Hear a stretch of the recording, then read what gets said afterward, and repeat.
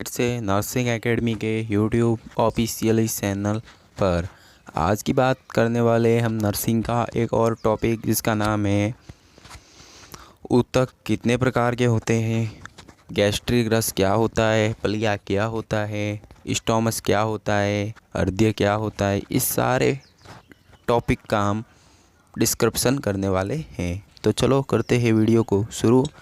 सबसे पहले हमारा यहाँ पर टॉपिक वो है मानव ऊतक। जी हाँ, मानव ऊतक सही पढ़ा आपने। मानव ऊतक ये कितने प्रकार के होते, क्या काम होता है इनका, सारा डिस्क्रिप्शन करने वाले।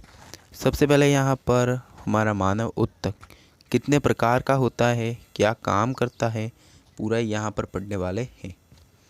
मानव ऊतक के प्रमुख 4 भाग होते हैं। मानव ऊतक के जो भाग होते हैं वो पूरे यहाँ पर 4 होते हैं। यहाँ पर पहला जो भाग है वो है एपिथेलियम ऊतक, दूसरा है संयोजी ऊतक, तीसरा है मांसपेशीय ऊतक, चौथा है तंत्रिकीय ऊतक।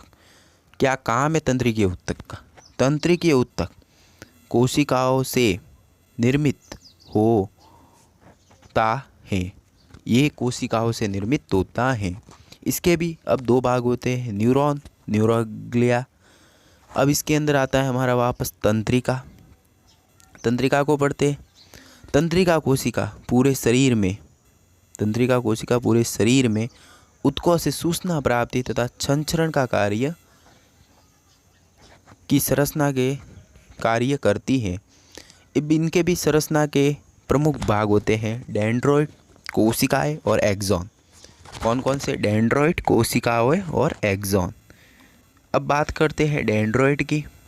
डेंड्रोइड जो होता है, डेंड्रोइड दुमाशय तंत्रिका कोशिका से निकले साइटोप्लाज्मिक प्रोजेक्शन है। इनके सिरे तंत्रिकीय आवेग को ग्रहण करते हैं तथा ये संपूर्ण आवेग न्यूरॉन की सेल बॉडी में संचारित होता है। आवेग को ग्रहण करते था, ये संपूर्ण आवेग न्यूरॉन की सेल बॉडी में संचारित होता है। न्यूरॉन, अब बात करते हैं न्यूरॉन के कोशिकाओं में अन्य कोशिकाओं की भांति एक केंद्रक तथा सभी सेल ऑर्गन सेल होते हैं। कोशिका की सेल बॉडी से तंत्रिकीय आवेग एक्सॉन की तरफ संचारित होता है। एक्सॉन की बात करते हैं। कोशिकाएं से निकलने वाली ये शाखा काफ़ी लंबी होती है। यह वसा की एक परत से कवरेज रहती है। इस न्यूरोलेमिया कहते हैं। जहाँ यह आवरण नहीं होता है उसे नोड ऑफ रनवेयर कहते हैं। न्यूरोलेमिया के अनुपस्थिति में ये नोड्स विद्युतीय क्रिया उत्पन्न करने में तथा तंत्रिकीय आवेग संचार में सहायक होते हैं। एक्सॉन के अंतिम भाग में फूले हुए सिरे होते हैं जिसे एक न्यूरोट्रांसमीटर रसायन होता है। एक्सॉन के ये 3 सिरे अगली तंत्रिका कोशिकाओं के डेंड्रोइड के समीप स्थित होते हैं तथा सिनेप्सिस का कार्य निर्माण करते हैं। तंत्रिकीय आवेग सिनेप्सिस से गुजरकर अगली तंत्रिका कोशिका में पहुंचता है। हमने पूरा पढ़ लिया है कि कोशिका मतलब तंत्रिका ऊतक, कोशिका ऊतक, सिनेप्सिस ऊतक, संयोजी ऊतक कितने प्रकार के होते हैं, क्या काम होता है, कैसे काम करते हैं। अब बात करते हैं न्यूरॉन की, यानी कि तंत्रिका तंत्र। इंग्लिश में न्यूरॉन, हिंदी में तंत्रिका तंत्र। बात करते हैं तंत्रिका तंत्र की। ये कैसा होता है, क्या काम करता है। यहाँ पर आप मेरे सामने फोटो में देख सकते हैं तंत्रिका तंत्र के बारे में, कुछ इस तरह का है हमारे सामने। अब बात करते हैं इसकी कि ये इसका काम क्या होता है। अपन देखते हैं कभी कि अचानक किसी चीज़ से करंट आने पर हमें एकदम ही वहाँ से हाथ को हटा देते हैं। हाथ को क्यों हटा देते हैं? इसके पीछे क्या कारण है? हमारा जो मस्तिष्क है हमारा, उसको ये संदेश पहुंचाता है कि भाई तू हाथ हटा दे वरना तेरे को करंट आ जाएगा या झटका लग जाएगा। इस तरह का कुछ ये विचार करता है, तब अचानक हम अपना करंट से हाथ हटा देते। चलिए अगले प्रश्न के बारे में बात करते हैं। तो अगला प्रश्न हमारा है निम्न के बारे में संक्षिप्त वर्णन कीजिए। यहाँ पर 2 दिए गए हैं, पहला है स्प्लीन, दूसरा है गैस्ट्रिक रस। ठीक है, पहला है स्प्लीन, दूसरा है गैस्ट्रिक रस। बात दोनों की करने वाले हैं। स्प्लीन के करने वाले, स्प्लीन है ये पलिया है, तिल्ली है, जो हमारे शरीर के अंदर होती है आमाशय और स्टोमस के वहीं पर। पलिया मानव शरीर के पेट के लेफ्ट अपर क्यूडेंट में स्थित होती है। प्रमुख अंग है इसके पीछे की तरफ 9वीं 10वीं 11वीं पसली स्थित तथा यह भाग आमाशय में स्टोमस का कुछ भाग रहता है। किडनी एवं आधे इसके संपर्क में रहती है। संरचना की बात करें तो स्प्लीन की लंबाई 4.5 इंच तथा चौड़ाई 3 इंच, मोटाई 1/2 इंच तथा वजन लगभग 15 से 16 ग्राम होता है। यह हल्का नीलापन लिए हुए लाल रंग का होता है। इसका संरचना का लेवलर डायग्राम निम्न है। बात करते हैं इसके चित्र की, तो चित्र आप मेरे सामने ही देख सकते हैं। चित्र कुछ इस तरह का आप देख सकते हैं। अब इसके अंदर बात करते हैं इसकी चित्र की पूरी, तो यहाँ पर विजुअल एरिया है, यहाँ पर हीलम है, यहाँ पर एंटीरियर, यहाँ पर डायफ्राम है, यहाँ पर स्प्लेनिक आर्टरी, यहाँ पर स्प्लेनिक वैन है, यहाँ पर स्प्लेन है। बात करते हैं इसके कार्य की। स्प्लीन के कार्य आप देखिए, यह मृतप्राय अक्रिय आरबीसी को नष्ट करता है। यह इरेथ्रोपोइसिन आरबीसी निर्माण भी करती है। यह रक्त का स्टोरेज चचित भंडार भी है। यह रोग निरोधक तंत्र का भाग है। यह प्रोटीन के मेटाबॉलिज्म में योगदान करती है, विशेषतः यूरिक अम्ल निर्माण में। यह पित्तरंज को बाइल पिगमेंट, बिलिरुबिन, बिलिवर्डिन का निर्माण भी करती है। इस प्रकार पलिया स्प्लीन शरीर की सबसे बड़ी डक्टलेस ग्लैंड है। विभिन्न रोगों में प्रक्रिया स्वरूप इसके आकार में वृद्धि होती है। स्प्लीनोमेगैली जैसे मलेरिया इत्यादि भी इसके कारण हैं। गैस्ट्रिक जूस की बात करें, आमाशय कोशिका द्वारा स्त्रावित पाचक रस को गैस्ट्रिक जूस कहते हैं। सिंपल सी परिभाषा है, आमाशय कोशिका द्वारा स्त्रावित पाचक रस को गैस्ट्रिक जूस कहते हैं। गैस्ट्रिक रस अनेक प्रकार के घटकों से बनता है तथा प्रतिदिन 1 से 1.5 लीटर मात्रा में स्त्रावित होता है। आमाशय रस का पीएच 1.5 से 3.5 होता है।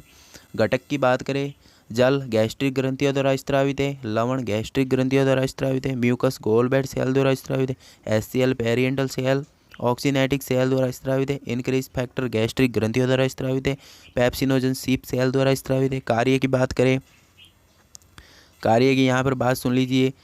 जल भोजन में मिश्रित होकर बॉल्स को और तरल अवस्था प्रदान करता है। लवण तथा सॉल्ट भोजन की ऑस्मेटिक एक्टिविटी में सहायक होते हैं। म्यूकस भोजन को चिपचिपा बनाते हैं। HCl भोजन में उपस्थित सूक्ष्म जीवों को नष्ट करते हैं तथा भोजन को अम्लीय पीएच प्रदान करते हैं, जो कि पेप्सिनोजन के सक्रिय एंजाइम पेप्सिन में बदलने हेतु आवश्यक है। पेप्सिन प्रोटीन को पेप्टिडेज में बदलता है।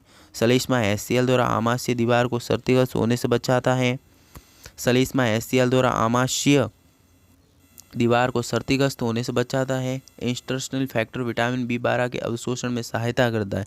चरण की बात कर दे, आमाशय रस स्त्रावण 3 चरणों में होता है। चरण की यहाँ पर बात महत्वपूर्ण है, यहाँ आपको एकदम जरूरी है, परीक्षा में कभी भी ये प्रश्न पूछ सकते। चरण इसके पूछे तो आपको लिख देना है कि इसके 3 चरण है। सीफेलिक फेज, सी गैस्ट्रिक फेज, इंस्टेस्टाइनल फेज। सी फेज ये भोजन ग्रहण करने से पूर्व, भोजन ग्रहण करने के दौरान, भोजन के आमाशय में पाचन के पश्चात, जब भोजन में छोटी आंत में चला जाता, छोटी आंत में भोजन जब चला जाता है। सीधी सी परिभाषा आपको ये लिख देनी है। तंत्रिकी नियंत्रण के बारे में पढ़ देते हैं। आमाशय रस के स्त्रावण पर स्वायत्त तंत्रिका तंत्र का नियंत्रण होता है, खुद का नियंत्रण होता है। आँखों की मांसपेशी के बारे में बात कर देते हैं। यहाँ पर अब 2% है हमारा। आँख की मांसपेशियाँ, नेत्र गोलक की गतिविधियाँ मांसपेशियों के सेट द्वारा होती है। इनमें से 4 सीधी तथा 2 तिर्यक पेशियाँ होती है। कितनी होती है आपको मैंने बता दिया है। यहाँ पर नेत्र गोलक की गतिविधियाँ मांसपेशियों के सेट द्वारा होती है। इसमें से नेत्र गोलक की गतिविधियाँ मांसपेशियों के सेट द्वारा होती है। इनमें से नेत्र गोलक की गतिविधियाँ मांसपेशियों के सेट द्वारा, इनमें से 4 सीधी तथा 2 तिर्यक पेशियाँ होती हैं। सीधी पेशियाँ middle rectus, superior rectus, inferior rectus. तिर्यक मांसपेशियाँ ऑब्लिक क्यूक muscles, superior oblique muscles, inferior oblique muscles. ये सभी मांसपेशियाँ आई ऑर्बिटी से जुड़ी रहती है। अंत इन्हें एक्सटर्नल आई मस्कुल्स कहते हैं। इनका एक सिरा खोपड़ी वाली हड्डी से तथा दूसरा सिरा स्क्लेरा मस्कुल्स गीले वाले उत्तक से। अब बात करें जो जुड़ा होता है, इन मांसपेशियों की मदद से आई बॉल, आँखों की जो गोल कवरेड ढंग से सभी दिशाओं में घुमाया जा सकता है। तो आपने देखा हो तो हमारी आँख पूरे दिशा में गोल घूमती है, ये इसी के कारण होता है। बात करते हैं इसके एक्सटर्नल आई मस्कुल्स और कार्य की। मिडल रेक्टस, इसका कार्य आपको लिखते हैं move eye medially. Lateral rectus move eye laterally. Superior rectus elevated eye and turns in medially. Inferior rectus depress eye and turns in medially. Special oblique muscles depress eye and turns in laterally, inferior oblique muscles elevate eye and turns in laterally. बात करते हैं अब हमारे 8वें प्रश्न की। तो बीजाणु spores क्या होता है, संक्षेप में ये प्रश्न आएगा, आपको लिखना पड़ेगा। बीजाणु स्पोर के बारे में बात करते हैं।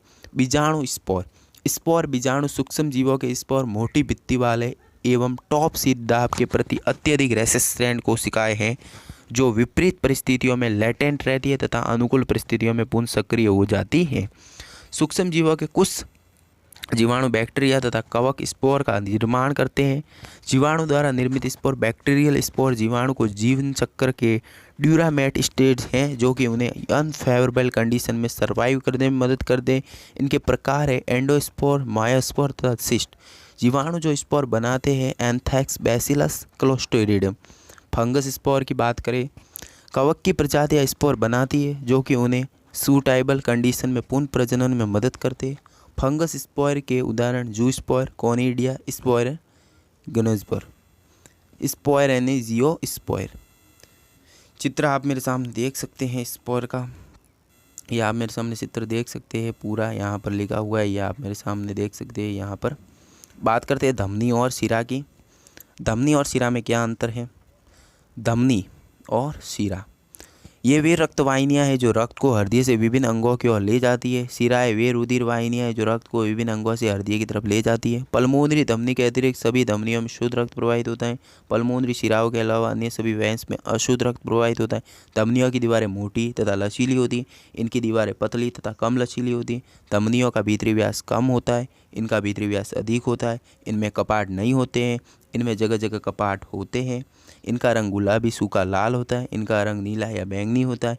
इनमें रुधिर अधिक दबाव के कारण झटके से बहता है, इनमें रुधिर कम दबाव के कारण सामान्य गति से बहता है। ये रुधिर के अभाव में चिपकती नहीं है, रुधिर न रहने पर चिपक जाती है। ये प्राय त्वचा से दूर गहराई में स्थित होती है, ये प्राय त्वचा के समीप ही रहती है। इनमें हर समय कुल रक्त का 15% रहता है, इनमें हर समय कुल रक्त का 66% रहता है। चलो आज के लिए इतना ही, मिलते हैं अगली वीडियो के अंदर। वीडियो को लाइक, शेयर एंड सब्सक्राइब ज़रूर करना। मिलते हैं इसी वीडियो के अंदर इसकी नेक्स्ट क्लास के अंदर। वीडियो कैसा लगा ये कमेंट में ज़रूर बताएं।